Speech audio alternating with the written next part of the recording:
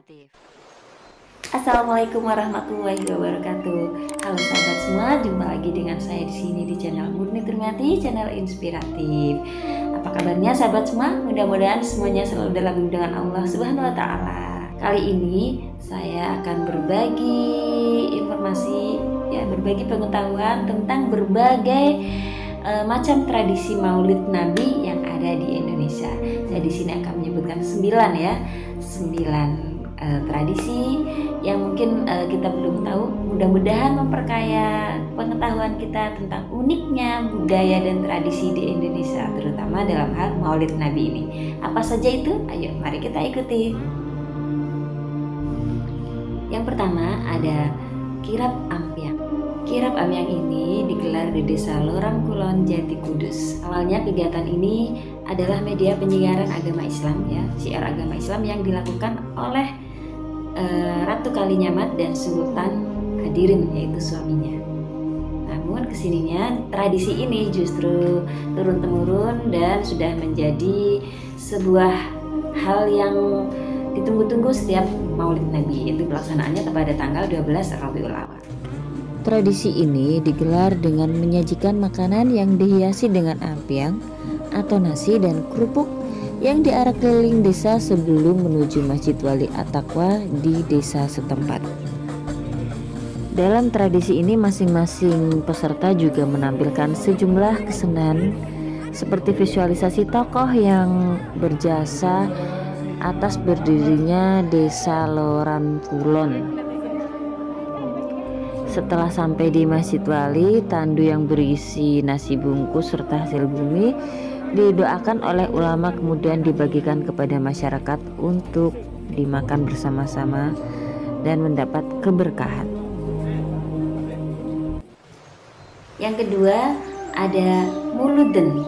Muluden ini dilaksanakan perayaannya ada di daerah Madura.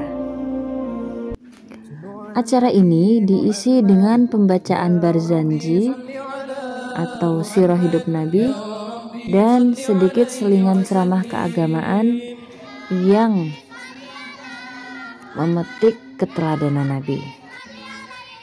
Tepat tanggal 12 Rabiul Awal, masyarakat menyambut berduyun-duyun datang ke masjid untuk merayakan Maulid Agung. Saat Maulid Agung, para perempuan membawa talam yang isinya tempayan.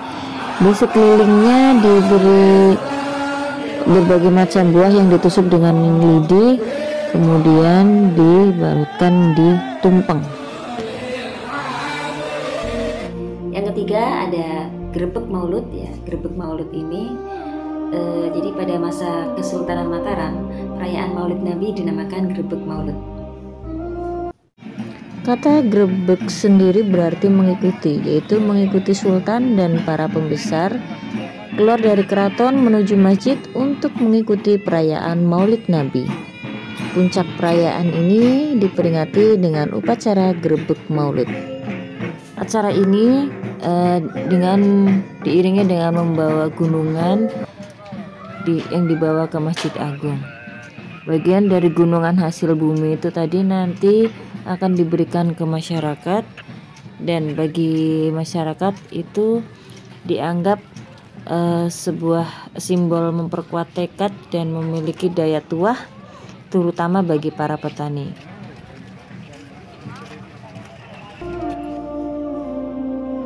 Yang keempat ada Panjang Jimat, itu dilaksanakan di daerah Keraton Cirebon. Acara ini dihadiri oleh ribuan masyarakat.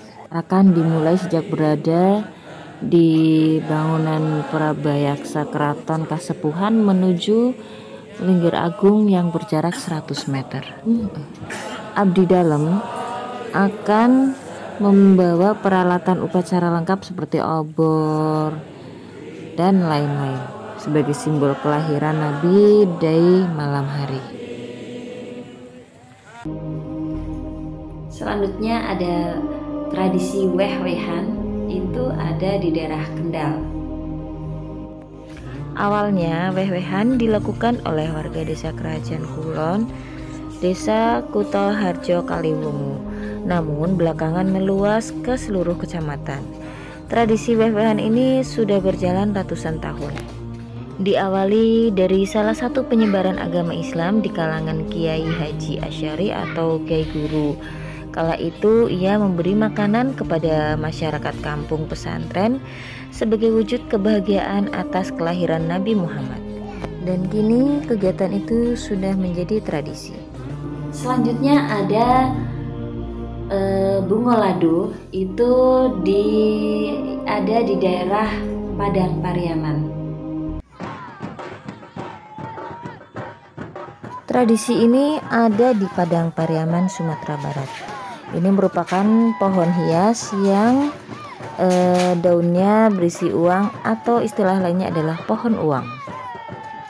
Tradisi Bungolado ini menjadi kesempatan bagi warga sekitar atau bagi warga perantau untuk membantu pembangunan rumah ibadah di daerah-daerah tersebut.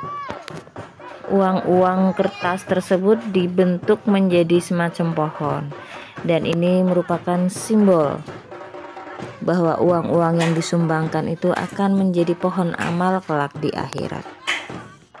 Hasil dari Bungolado ini bisa mencapai puluhan juta rupiah dan kemudian akan disumbangkan untuk membantu pembangunan masjid atau rumah ibadah di daerah tersebut. Dan pelaksanaannya pas bertepatan dengan Maulid Nabi. Di Gorontalo sendiri ada tradisi walima ya, yang dilaksanakan setiap tanggal 12 Rabiul Awal. Tradisi walima ini sudah ada di Gorontalo sejak awal melesatnya Islam, yaitu pada abad ke-17. Masyarakat menyiapkan kue-kue tradisional dari Gorontalo seperti kolom bengi, curuti, dan lain-lain untuk kemudian diarak menuju ke masjid terdekat. Kue-kue tersebut kemudian diarak menuju ke masjid dan oleh ulama kemudian didoakan, dan kemudian kue-kue tersebut dibagikan kepada masyarakat sekitar sebagai simbol keberkahan karena makanan yang sudah didoakan oleh ulama tersebut. Dan ini diadakan pas bertepatan dengan Maulid Nabi. Kue-kue khas Gorontalo tersebut dihias sedemikian rupa. Dan di daerah Jawa Barat itu ada tradisi ngalungsur pusaka. Peringatan Maulid Nabi di Kabupaten Garut, Jawa Barat diadakan dengan upacara ngalungsur pusaka.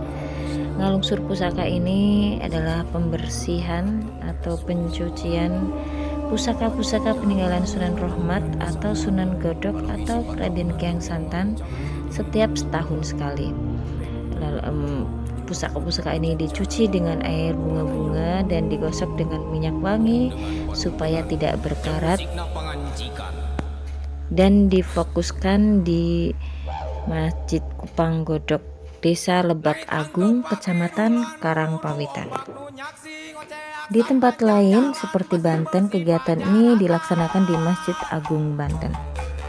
Pusaka tersebut merupakan simbol perjuangan dari Sunan Rohmat yang semasa hidupnya memperjuangkan agama Islam.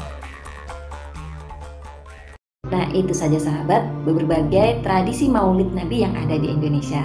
Semuanya itu beragam ya, tergantung dari keunikan daerah masing-masing. Kita patut bangga berada di Indonesia, di mana kita banyak sekali kebudayaan dan tradisi yang unik-unik, akan tetapi tetap mengacu pada satu tujuan, yaitu untuk bersyukur kepada Allah Subhanahu wa Ta'ala.